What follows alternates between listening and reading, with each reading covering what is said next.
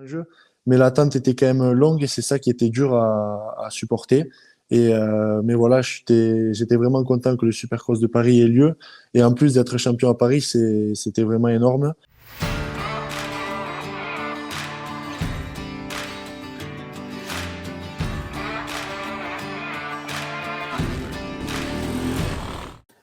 Bon, comment ça se passe alors, ce titre? Comment tu l'as fêté? Comment tu l'as savouré? Est-ce que déjà t'as eu le temps de bien le savourer? Oui, oui, j'ai eu le temps de le savourer. Et ça c'est vraiment, enfin, ça m'a fait vraiment plaisir et surtout à mon entourage. Et enfin voilà, j'étais fier de partager ça avec mon entourage parce que cette année, on a quand même vraiment bien travaillé, que ce soit mon entourage, moi, je pense que on a vraiment plus travaillé que les années passées, et donc ça se ressent avec ce titre et ça se savoure encore plus, quoi. Donc voilà, j'étais vraiment content de l'avoir parce que ça a pas été évident. La saison a quand même été longue puisqu'on a attendu un bon bout de temps jusqu'à Paris, et c'était dur de rester motivé. Enfin, motivé, j'étais motivé parce que je savais qu'il y avait le titre en jeu, mais l'attente était quand même longue et c'est ça qui était dur à supporter. Mais voilà, j'étais vraiment content que le Supercross de Paris ait lieu. Et en plus d'être champion à Paris, c'était vraiment énorme. Voilà, on a été vraiment bien médiatisé, je pense. Et toute la semaine, j'ai vraiment reçu beaucoup de messages. J'ai fait des interviews un peu sur tous les médias de la moto, donc ça, c'était vraiment top. Et voilà, donc ça, c'était vraiment super. Puis j'ai eu le temps de le savourer, j'ai aussi eu le temps de le fêter. Samedi, voilà, j'ai réuni tous mes amis et personnes proches qui ont contribué à ce titre et on l'a fêté tous ensemble, donc c'était vraiment top, ouais. Avant Paris, ça a représenté combien de semaines d'entraînement Supercross pour toi? Alors exactement, moi j'ai attaqué en juin, il me semble, ouais, parce que les premières épreuves étaient en août.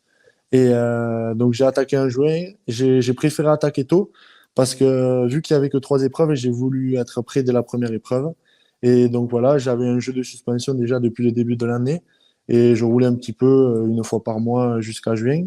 Et en juin, j'ai commencé à vraiment enfin, commencer l'entraînement supercross où j'alternais quand même avec le motocross parce qu'on a eu la saison de l'élite qui a terminé un peu plus tard. Mais voilà, le fait de commencer tôt, je pense que c'est ce qui m'a permis d'être dedans d'entrée, puis de découvrir la discipline aussi avec la Yamaha, puisque c'était ma première année avec cette moto. Et voilà, j'ai tout de suite été à l'aise avec cette moto en supercross. Et je me suis libéré et je pense que j'ai fait ma meilleure saison de supercross. Et voilà, je pense que j'ai passé un cap aussi en supercross grâce à cette moto parce que je me sentais vraiment bien dessus. Justement, on parle de préparation du Supercross de Paris. On s'est croisés à Magescq, c'était quoi? Allez, une douzaine de jours ou une dizaine de jours avant le Supercross de Paris. Et je me suis dit, tiens, c'est bizarre, le Supercross de Paris dans, allez, on va dire 10 jours, et tu es en train de t'entraîner dans le sable. Pourquoi ce choix? Est-ce que c'est par défaut parce que tu pouvais pas rouler sur la terre parce il y avait trop de pluie à cette période-là? Ou est-ce que c'était un choix pour te forger un mental ou autre chose? Non, c'était un choix parce que enfin, j'en ai discuté avec mon entraîneur Eric Sorby et on a pensé que c'était bien de le faire pour moi pour me renforcer en fait juste avant Paris. En fait, ça avait payé à Briennon et à Agen puisque j'avais passé pas mal de temps dans le sable cet été. Et donc sur les deux premières épreuves, j'étais vraiment je pense fort sur la moto et je pense que ça me servait bien et c'est le sable qui m'avait apporté ce côté-là. Et donc, on a convenu que c'était peut-être bien de le faire une semaine avant, enfin une semaine. C'était 15 jours avant Paris, je crois, mais j'y suis resté une semaine. Et ça, on a convenu que c'était bien parce que, en fait, l'attente était tellement longue jusqu'à Paris que rouler un supercross tous les jours, c'était peut-être pas la meilleure des solutions. Et voilà, ça m'a fait voir autre chose. Ça m'a quand même fait faire beaucoup de motos et ça m'a renforcé musculairement. Donc, je pense que c'était quelque chose de bien qui m'a servi aussi. Et j'ai rattaqué les 15 derniers jours avant Paris en Supercross, encore plus motivé. Et j'avais aussi fait cette semaine dans le sable avec la 450. Et quand j'ai repris la 2,5 les 15 jours avant Paris, je me sentais vraiment, vraiment bien dessus. Et j'ai refait 15 jours top de préparation jusqu'à Paris. Donc je pense que c'était une opération qui a été bonne pour moi. Et même si on va en parler, je pense, j'ai été pas très satisfait de mon roulage à Paris. Je pense qu'au niveau de la préparation, j'étais au top et je pouvais pas mieux faire pour arriver à Paris. Justement, cette préparation, ça s'est passé comment pour toi, sachant que la piste de Paris, déjà, est-ce que tu avais les infos qu'elle allait être modifiée, qu'elle allait être peut-être un petit peu plus rapide, un petit peu moins technique, sans oups? Est-ce que déjà tu avais été averti de ça? Ouais, ça, j'avais eu les infos parce que Eric Sorby, mon entraîneur, fait partie aussi de l'organisation du Supercross de Paris. Donc, il m'avait fait part de toutes les infos et ça, c'était vraiment top pour moi parce que j'avais tout en temps et en heure. Et, euh, et donc, ouais, je savais que la piste allait être sans oups, mais il m'avait assuré que les enchaînements allaient ressembler un petit peu aux enchaînements qu'on avait en championnat de France de Supercross. Donc, c'est ce qui était le cas au final, puisqu'on avait quand même de vrais enchaînements à Paris. Et, euh, et donc ça, j'ai préféré continuer à m'entraîner en supercross, même en prenant les hoops pour voilà, être concentré du bout en bout, parce que les hoops, c'est ce qui nous demande le plus de concentration, je pense, et qui nous use aussi physiquement quand on enchaîne les tours.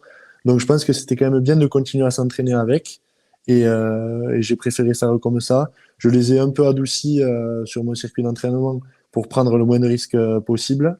Mais je continue les manches comme ça et je pense que c'était la bonne chose à faire pour Paris. Juste pour resituer, pour ceux qui suivent moins l'actualité, Max nous demande, je suis un peu à la traîne, mais il a gagné quoi? Donc vas-y, je te laisse faire, Julien. Ouais, non, donc j'ai gagné le championnat de France de Supercross SX2. Donc voilà, on avait la finale à Paris. On a eu deux épreuves cet été, donc à Agen et à Briennon. Et après, c'est vrai qu'on a eu un long moment d'attente jusqu'à Paris, donc peut-être que certains ont perdu le fil ou quoi. Mais voilà, c'est bien le championnat de France de Supercross SX2. Et voilà, c'est top qu'on ait eu un championnat cette année de Supercross. Donc voilà, on a eu seulement trois épreuves, mais en fait, sur l'ensemble des trois épreuves, on a marqué des points à chaque manche, où on avait trois manches par épreuve. Et donc, ça a distribué un paquet de points et ça est resté un championnat avec un paquet de points à la fin. Donc, c'était quand même un vrai championnat, je pense qu'on peut le caractériser comme ça. Et justement, Même vous nous, avez terminé, pardon Nico, vous avez terminé par le Supercross de Paris. Au Supercross de Paris, on le sait, il y a eu un peu plus de pilotes que sur les autres Supercross, notamment des pilotes comme Maxime Renault. Est-ce que ça te fait quelque chose de te batailler avec un champion du monde, notre champion du monde français? Ouais, sur le coup, peut-être pas forcément parce qu'on est dans la course et on se préoccupe pas vraiment de qui on a autour. Mais après, quand je revois les vidéos, tout ça, je me dis que c'est quand même énorme et c'est vraiment une chance de pouvoir rouler avec ces pilotes-là. C'est des pilotes qui sont vraiment forts même si pour eux, le Supercross c'est nouveau, ils ne s'est peut-être pas beaucoup entraîné, mais de pouvoir rouler un petit peu avec eux, c'est vraiment énorme. Et je pense que je réaliserai peut-être plus tard, mais c'est quand même un bon souvenir de ma carrière, je pense. on a justement, vous parliez de Maxime Renault, on a Anto qui nous demande, qui te félicite, et comment expliques-tu que Maxime Renault, pour sa première course de Supercross, soit devant toi, alors que tu es champion de France de Supercross en 250? Je pense que donc enfin, déjà, on peut, pour nous défendre à nous, les pilotes de Supercross, savoir que la piste de Paris était un peu plus roulante, peut-être un peu plus facile, et qu'il n'y avait pas la série de Whoops. Donc ça aurait peut-être ça aurait peut-être été différent avec la série de Whoops. Mais après, il faut savoir que Maxime Renault, c'est ce qui se fait de mieux en motocross mondial. Donc voilà, je pense que l'écart de niveau reste encore vraiment différent. Et puis même sur une piste de supercross, il prend les virages deux fois plus vite que nous. Il est beaucoup plus mobile, beaucoup plus tonique que nous sur la moto. Et tout ça parce que voilà, c'est son métier à plein temps. Il est bien entraîné et il est fort techniquement, physiquement et tout ce qui va avec. Donc je pense que automatiquement, de par tout ce qu'il met en place et son travail qui est beaucoup plus important et beaucoup plus cadré que le nôtre, je pense que c'est ce qui explique la différence de niveau avec nous et la différence de vitesse, surtout sur la piste. Et voilà, on l'a pu voir surtout sur un tour où il était vraiment rapide. Après, peut-être qu'il y avait moins d'écart en manche parce que voilà, il manquait peut-être un peu d'expérience en supercross, où c'est quand même une spécificité d'arriver à enchaîner les tours en supercross, même s'il a quand même fait un supercross de Paris où je pense qu'avec un poil plus d'entraînement, il était capable de gagner les trois manches. Sa moto avait l'air de marcher vu de l'extérieur. Est-ce que tu aurais aimé rouler avec? Ouais, c'est sûr que j'aurais aimé rouler avec. Et même sur la piste, quand je me suis retrouvé avec lui deux, trois fois, je savais que c'était lui derrière. Parce que, Ah oui, au bruit. ouais, au bruit, on reconnaît vraiment la moto. Ouais. Ouais.